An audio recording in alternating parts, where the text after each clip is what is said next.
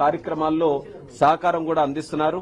ఇలా అందరం కూడా మంచి ఆలోచనతో వీలైనంత త్వరగా వరంగల్ ఎయిర్పోర్ట్ ని స్థాపించాలి, మొదలు పెట్టాలి అనే ఆలోచన ఎప్పుడైతే వచ్చిందో దానికి రేవంత్ రెడ్డి గారు ఒక సంకల్పంగా కంకణం కట్టుకుని అక్కడ ల్యాండ్ తాలూకు విషయం ఎన్నో సంవత్సరాల నుంచి, ఇదేదో కొత్తగా వచ్చినటువంటి విషయం కాదు. గతంలో ఉన్నటువంటి ప్రభుత్వాలకు కూడా కేంద్రం నుంచి మేము రిక్వెస్ట్ చేశాం. వరంగల్లో ఎయిర్పోర్ట్ అథారిటీ దగ్గరే సుమారు 700 ఎకరాలు ఉంది. అక్కడ గాని ఎయిర్పోర్ట్ నిర్మించాలనంటే రాష్ట్ర ప్రభుత్వం మిగిలినటువంటి ల్యాండ్ కూడా ఇస్తే దాన్ని బ్రహ్మాండంగా అక్కడ అభివృద్ధి చేయడానికి అవకాశం ఉంటుందనంటే గతంలో ప్రభుత్వాలు, రాష్ట్ర ప్రభుత్వం స్పందించలేదు. కానీ రేవంత్ రెడ్డి గారు బాధ్యత తీసుకుని 253 ఎకరాలు రికార్డు టైంలో దాన్ని అంతటిని కూడా సమీకరణ చేసి ఎయిర్పోర్ట్ అథారిటీ ఆఫ్ ఇండియాకి అప్పచెప్పడం జరిగింది. తద్వారా ఏదైతే మనం వరంగల్ ఎయిర్పోర్ట్ గురించి ఈ రోజు మాట్లాడుకుంటున్నామో ప్రాసెస్ అంతటిని కూడా యాక్సలరేట్ చేసి ఈ రోజు అక్కడ ఎయిర్పోర్ట్ తాలూకా బౌండరీ వాల్ ని మనం టెండర్ వేసుకున్నాం. ఎయిర్పోర్ట్ తాలూకా రన్వేని కూడా టెండర్ ప్రిపేర్ చేసుకుని రెడీగా ఉన్నాం. అలాగే మెయిన్ టెర్మినల్ బిల్డింగ్ గానీ అదర్ అలీడ్ యాక్టివిటీస్ గానీ దానికి కూడా ఒక 3-4 వారాల్లోనే టెండర్ వేసి కన్స్ట్రక్షన్ ని ఫుల్ ఫ్లెడ్జ్డ్ గా వరంగల్ ఎయిర్పోర్ట్ లో మొదలు పెట్టాలని ఇప్పుడే ముఖ్యమంత్రి గారితో కూడా మాట్లాడి మా ఏఐ టీం గానీ మా మినిస్ట్రీలో ఉన్నటువంటి సెక్రటరీ గారు అందరితో కూడా చర్చించుకొని ఒక నిర్ణయం తీసుకోవడం జరిగింది. ఆ నిర్ణయాల్లో కూడా రేవంత్ రెడ్డి గారు స్పష్టంగా కోరారు, జూన్ 2, 2028 ఏదైతే మన తెలంగాణ ఫార్మేషన్ డే ఉందో ఆ నాటికల్లా ఇది పూర్తి చేయాలని ఆయన చాలా స్పష్టంగా కోరితే అదే టైం లైన్స్ పెట్టుకుని శరవేగంగా అవసరమైతే ఎక్స్ట్రా ఎఫర్ట్ పెట్టైనా సరే కన్స్ట్రక్షన్ బ్రహ్మాండంగా చేస్తూ ఆ కన్స్ట్రక్షన్ లో కూడా టెర్మినల్ బిల్డింగ్ లో రాష్ట్ర ప్రభుత్వం తాలూకు ఆలోచనలు తీసుకున్నాం. మీకు తెలుసు, మోదీ గారు వచ్చిన తర్వాత గత 12 సంవత్సరాలుగా ఏవైతే సుమారు 90కి పైగా ఎయిర్పోర్ట్లు మన భారతదేశంలో మనం నిర్మించామో ప్రతి ఒక్క ఎయిర్పోర్ట్ కూడా స్థానికంగా ఉన్నటువంటి అక్కడ కల్చర్ ని, అక్కడ ఆర్ట్స్ ని, అక్కడ ఉన్నటువంటి లెగసీని వీటన్నిటిని కూడా ఇంక్లూడ్ చేసి ఆ ప్రాంత ప్రజలకి ఎయిర్పోర్ట్ ని చూస్తే ఒక ప్రైడ్ ఫీలింగ్, ఒక గర్వంగా ఉండే విధంగా అక్కడ ఆర్కిటెక్చర్ అంతటిని కూడా ఇన్వాల్వ్ చేశాం. దానికి ఉదాహరణ మొన్న పీఎం గారి చేతుల మీద రాజస్థాన్ లో జోధ్పూర్ టెర్మినల్ ఓపెన్ చేస్తే అది ఎంత అద్భుతంగా ప్రజలందరూ కూడా దాన్ని అభినందించారో మనం అందరం చూసాం. అదే స్థాయిలో అవకాశం ఉంటే దానికి మించి కూడా one of the best terminals మన దేశంలో కల్చరలీ బ్యూటిఫుల్లీ టెర్మినల్ మన వరంగల్లో ఏర్పాటు చేయాలని అన్ని ఆలోచనలు అందరితో కూడా ఫీడ్బ్యాక్ తీసుకుని స్థానికంగా ఉన్నటువంటి టెంపుల్స్ ఏవైతే ఉన్నాయో అన్ని కూడా మనం కాకతీయ డైనస్టీ వాళ్ళ తాలూకా కల్చర్ అన్నిటిని కూడా ఇందులో ఇన్వాల్వ్ చేసే విధంగా టెర్మినల్ కూడా మనం నిర్మించడం జరుగుతుంది. నాకు ప్రత్యేకంగా నా టైంలో ఏదైతే తెలంగాణకి ఏవియేషన్ ఇన్ఫ్రాస్ట్రక్చర్ ఇంప్రూవ్ చేయాలని ఎప్పటి నుంచో ఉన్నటువంటి నానుడి నేను కేంద్ర మంత్రిగా దీనికి ఉన్నప్పుడు జరగడం అనేది నాకు ఒక అదృష్టంగా నేను భావిస్తున్నాను. ఆ ప్రాంతానికి అవసరం ఉంది. హైదరాబాద్ లో ఎంత ఇన్ఫ్రాస్ట్రక్చర్ ఉన్నా మిగిలినటువంటి తెలంగాణలో కూడా చాలా అవకాశాలు ఏవియేషన్ కి సంబంధించి ఉన్నాయి. అవి అన్లాక్ చేయడానికి వరంగల్లో ఎయిర్పోర్ట్, అక్కడ ఉన్నటువంటి ఇండస్ట్రియల్ హబ్ కానివచ్చు, అక్కడ వస్తున్నటువంటి ఇతరత్ర కార్యక్రమాలు ఏవైతే రాష్ట్ర ప్రభుత్వం చేస్తుందో దాని ద్వారా మంచి డిమాండ్ అక్కడ ఏర్పడుతుంది. ఆ వరంగల్ ఎయిర్పోర్ట్ ని ఖచ్చితంగా జూన్ 2, 2028 లోపల పూర్తి చేసి దాన్ని ఇనాగ్రేట్ చేయాలన్న పద్ధతిలో ఈ రోజు అన్ని నిర్ణయాలు కూడా దానికి సంబంధించి తీసుకున్నాం. అలాగే మరొక ఎయిర్పోర్ట్ ఏదైతే రాష్ట్ర ప్రభుత్వం కూడా పట్టుబట్టి ముందుకు నడిపిస్తుందో అది ఆదిలాబాద్ లో ఉన్నటువంటి ఎయిర్పోర్ట్. ఆదిలాబాద్ ఎయిర్పోర్ట్ కూడా ఎయిర్పోర్ట్ అథారిటీ ఆఫ్ ఇండియా నుంచి ఒక ఆలోచనతో ముందుకు నడిపించాలనుకున్నాం. కానీ అక్కడ మరొక అడ్వాంటేజ్ ఉంది. డిఫెన్స్ తాలూకు ల్యాండ్ కూడా సుమారు 200-250 ఎకరాలు ఉన్నాయి.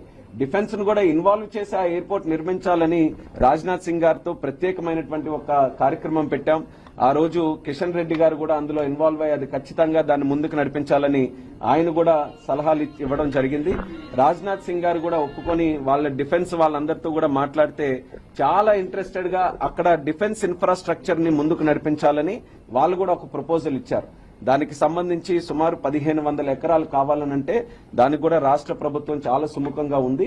అది కూడా వీలైనంత త్వరగా మనం ల్యాండ్ ఎక్విజిషన్ అన్ని కూడా చేసుకోగలిగితే ఖచ్చితంగా ఆదిలాబాద్ లో కూడా బ్రహ్మాండమైన మరొక ఎయిర్పోర్ట్ కూడా అక్కడ స్థాపించడానికి అవకాశం ఉంటుంది. కేవలం సివిలియన్ ఎయిర్పోర్టే కాదు, డిఫెన్స్ కి సంబంధించిన ఎయిర్పోర్ట్, డిఫెన్స్ తాలూకా యాక్టివిటీతో అక్కడ మ్యానుఫ్యాక్చరింగ్ గానీ వాళ్ళ ఆపరేషన్స్ గానీ వాటన్నిటితో కూడి ఉంటుంది. అది స్ట్రాటజిక్ గా చాలా గ్రేట్ లొకేషన్ మన ఆదిలాబాద్ లొకేషన్. చుట్టుపక్కల 2-3 రాష్ట్రాలకు కూడా కేటాయించుతున్నటువంటి లొకేషన్ కాబట్టి దానికి సంబంధించి కూడా మా మినిస్ట్రీ ఆఫ్ సివిల్ ఏవియేషన్ నుంచి ఏ సపోర్ట్ కావాలన్నా దానికి ఫుల్ ఫ్లెడ్జ్డ్ గా మేము ఎక్స్టెండ్ చేస్తామని కూడా ముఖ్యమంత్రి గారికి స్పష్టంగా మేము తెలియజేశాం. హైదరాబాద్ ఎయిర్పోర్ట్ ఇట్ సెల్ఫ్ ఈ రోజు చాలా కెపాసిటీ, దేశంలో ఉన్నతమైనటువంటి ఎయిర్పోర్ట్స్ లో హైదరాబాద్ ఎయిర్పోర్ట్ ఈ రోజు ఒకటి. అక్కడ క్రమేపీ కూడా ఎంఆర్ఓస్ గానీ అదర్ యాక్టివిటీస్ గానీ అన్ని ఇంప్రూవ్ చేసుకుంటూ వస్తున్నారు. కానీ భవిష్యత్తులో మీరు చూస్తే మన ఉడాన్ పథకాన్ని కూడా మనం మరొక 10 సంవత్సరాలు మనం ప్రధానమంత్రి గారి తాలూకా సహకారంతో ఎక్స్టెండ్ చేశాం. 30,000 కోట్ల రూపాయలు సుమారు నెక్స్ట్ 10 years లో మనం ఉడాన్ పథకం ద్వారా ఖర్చు పెడుతున్నాం. మరొక 100 ఎయిర్పోర్ట్లు నిర్మించాలని ఒక లక్ష్యం పెట్టుకొని మనం ముందుకు వెళ్తున్నాం.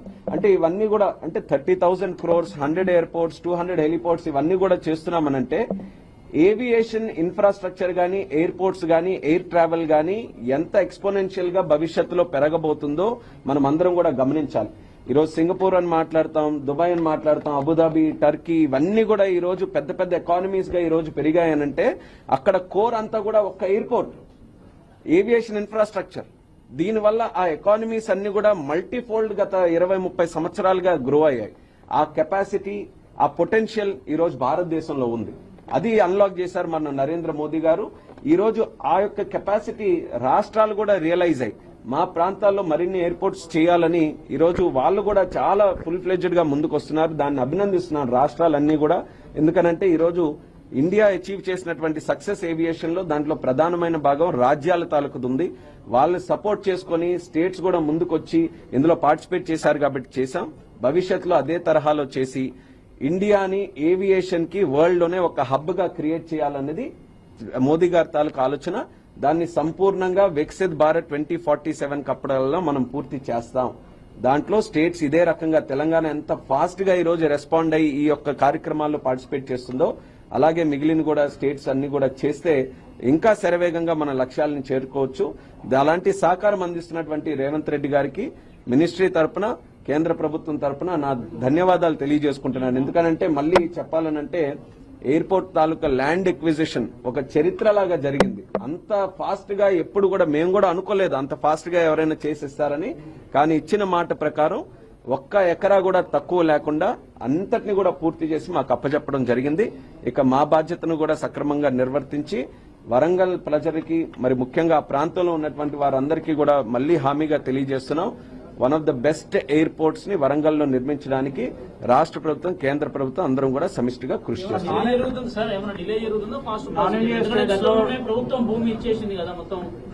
ప్రభుత్వం ఇచ్చిన తర్వాత కూడా కొన్ని ప్రొసీజరల్ గా కొన్ని కార్యక్రమాలు ఉంటాయి.